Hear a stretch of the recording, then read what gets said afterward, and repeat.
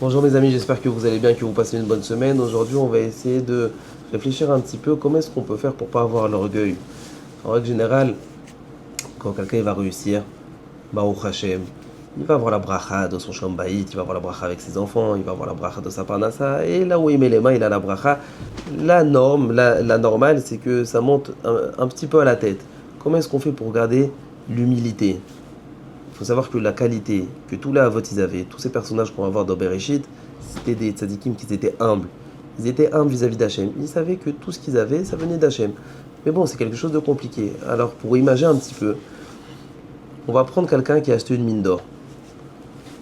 Il a une mine énorme et à l'intérieur, il y a des richesses. Il y a des diamants, il y a de l'or et il va faire de l'argent.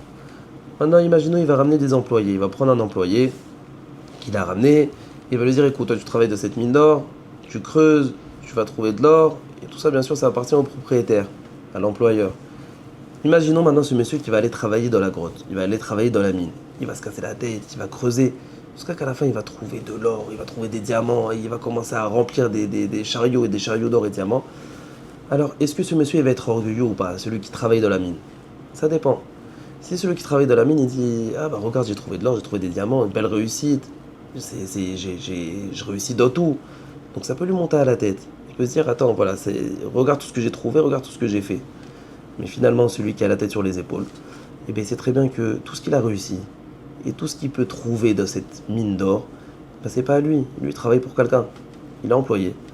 Donc en fait, c'est la même chose. Il faut savoir que nous, on est sur Terre, on est des employés. On est des employés d'Hachem, on a été envoyés pour une mission, pour trouver de l'or, pour trouver de l'or en nous, pour trouver de l'or dans nos enfants, bien les éduquer, pour faire des belles choses. Mais tout ça, ça ne nous appartient pas finalement. Il y a un patron, et c'est à lui que tout appartient. Mais par contre, on peut aller chez l'employeur, et on peut lui dire, écoute, si on peut avoir une petite augmentation, regarde tout ce que j'ai trouvé, donne-moi une augmentation. Et bien sûr, quand le patron il voit que l'employé il est reconnaissant, donc il lui fait une augmentation. Nous aussi, c'est la même chose. Nous, on est dans une mine d'or, on creuse, même si on trouve des belles réussites, il faut savoir que tout vient d'Hachem. On peut demander à Hachem une petite augmentation, on peut lui demander la bracha, et de réussir encore mieux, et les choses qui vont pas trop bien que ça aille mieux. Mais il ne faut pas oublier, tout ça, ça appartient au patron. Une bonne semaine.